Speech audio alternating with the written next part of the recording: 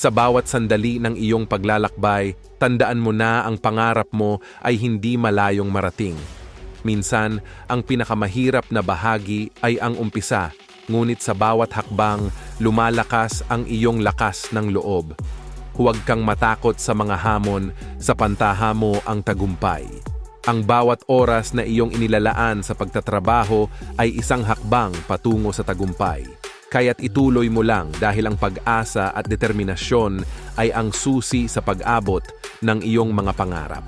Ang pangarap ay nagiging tagumpay sa pamamagitan ng determinasyon, sipag at hindi pagkakaroon ng takot sa mga pagsubok. Tandaan mo ang iyong layunin at huwag mawalan ng pag-asa sa harap ng mga pagsubok.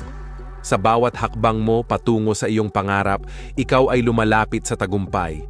Sa bawat oras ng pagtahak mo sa landas ng iyong pangarap, isipin mo ang tagumpay